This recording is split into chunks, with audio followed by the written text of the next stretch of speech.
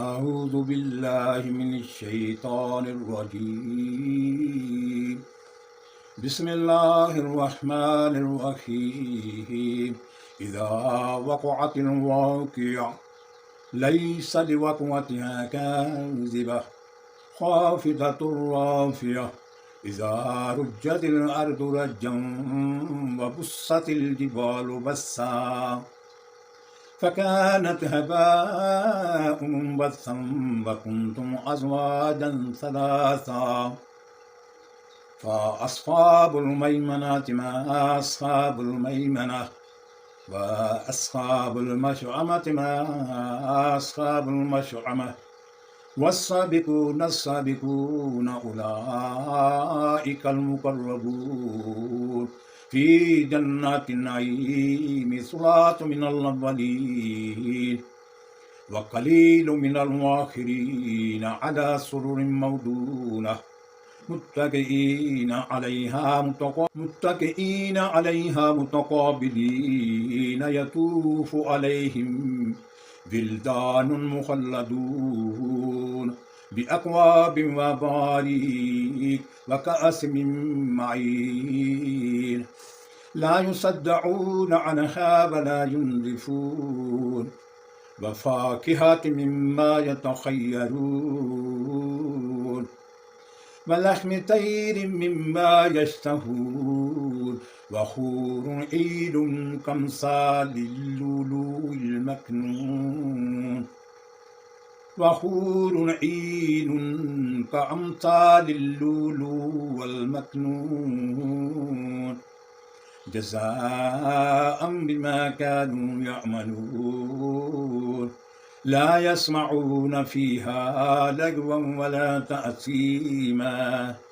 إلا قيلا سلاما سلاما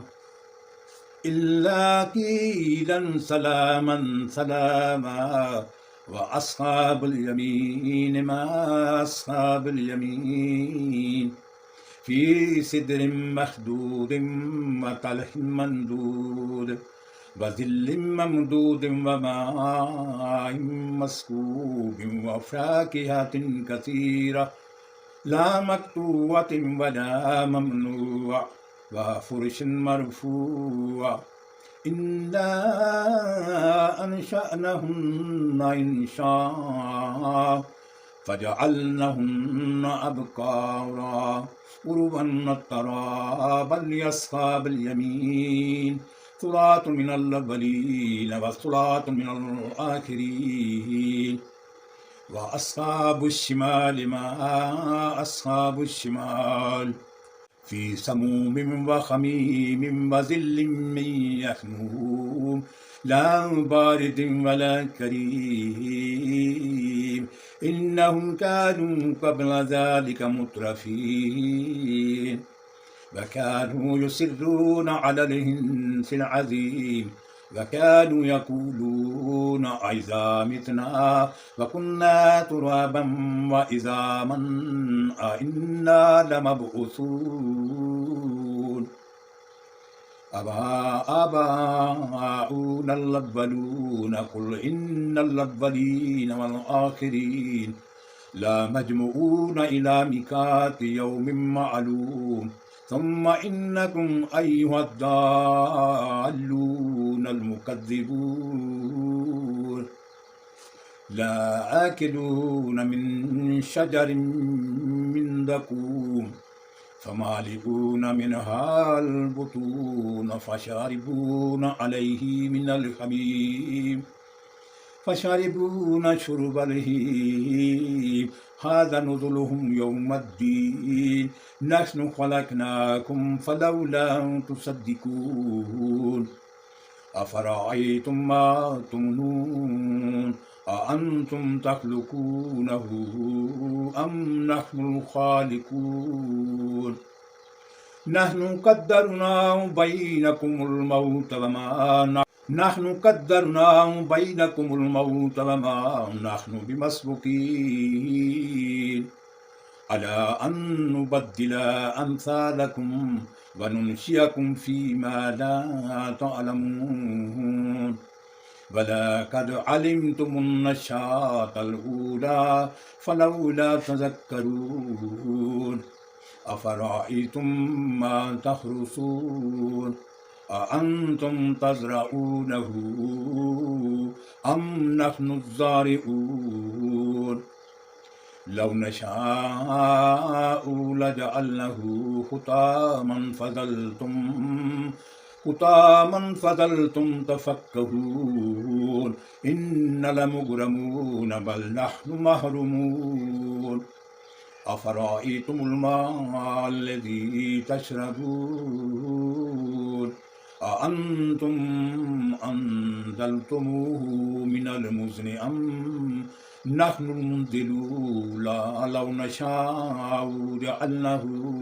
أُجَاجًا فَلَوْلَا تَشْكُرُونَ أَفَرَأَيْتُمُ النَّارَ الَّتِي تُورُونَ أَأَنتُمْ أَنشَأْتُمْ شَجَرَتَهَا أَمْ نَحْنُ الْمُنشِئُونَ نَحْنُ جَعَلْنَاهَا تَذْكِرَةً وَمَتَاعًا لِّلْمُقْوِينَ فَسَبِّحْ بِاسْمِ رَبِّكَ الْعَظِيمِ فَلَا أُقْسِمُ بِمَوَاقِعِ النُّجُومِ وَإِنَّهُ لَقَسَمٌ لَّوْ تَعْلَمُونَ عَظِيمٌ إِنَّهُ لَقُرْآنٌ كَرِيمٌ فِي كِتَابٍ مَّكْنُونٍ لَّا يَمَسُّهُ إِلَّا الْمُطَهَّرُونَ تنزيل من رب العالمين أفبهذا الحديث أنتم مدهنون وتجعلون رزقكم أنكم تكذبون فلولا إذا بلغت الحلقوم وأنتم حينئذ تنظرون ونحن أقرب إليه منكم ولكن لا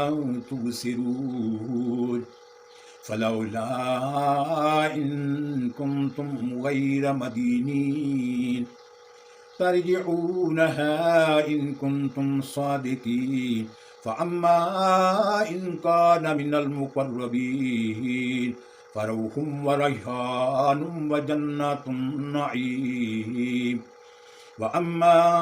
إن كان من أصحاب اليمين فسلام لك من أصحاب اليمين وأما إن كان من المكذبين الضالين فنزل من حميم وتصلية جحيم إن هذا لهو حق اليقين فسبح باسم ربك العظيم صدق اللہ العظیم۔ ناظرین، سورہ الواقعہ کی تلاوت میں نے تجوید کے تحت، تجویدی قواعد کے تحت کی ہے۔ امید ہے آپ ایک دو بار سنیں گے تو آپ کو تجوید کے بارے میں علم ہو جائے گا کہ تلاوت میں الفاظ کا اخراج کیسے ہوتا ہے، اور اللہ پاک کا حکم بھی ایسا ہی ہے کہ قرآن کو اسی طرح پڑھیں جس طرح اس کو نازل کیا گیا ہے۔ ناظرین، چونکہ عربی میں قرآن نازل ہوا تھا اور عربی زبان میں لفظ جو ہے وہ ادا کرنے ہوتے ہیں، یعنی جو قلقلہ کرنا ہوتا ہے اس میں ڈبل آواز آتی ہے، غنہ کا ناک سے آواز آتی ہے، اور حلق سے جو آتی ہے وہ لفظ میں وہ حلق سے نکالنے پڑتے ہیں۔ تو اس میں تھوڑی سی کوشش کرنے سے آپ کو بالکل آسانی ہو جائے گی اور آپ اسی طرح پڑھنا شروع ہو جائیں گے جس طرح تجوید کے اسلوب ہیں۔ تو انشاءاللہ آپ ایک دو بار سنیں گے تو آپ کو تجوید کے بارے میں بھی علم ہو جائے گا۔ ابھی جو جتنے بھی موجودہ زمانے میں جتنے بچے ہیں، بچیاں ہیں اور پڑھانے والے جتنے معلم ہیں وہ سارے تجوید کے بارے میں وہ سارا کرتے ہیں، لیکن آج سے کچھ عرصہ قبل 40-50 سال پہلے وہ اتنا تجوید کے بارے میں اتنا معلومات نہیں تھی لوگوں کو، اس لیے جو ہے ان کو تھوڑا پرابلم ہو رہا ہے، لیکن ابھی بار بار سننے سے آپ کو انشاءاللہ آسانی ہو جائے گی۔ السلام علیکم ورحمۃ اللہ وبرکاتہ۔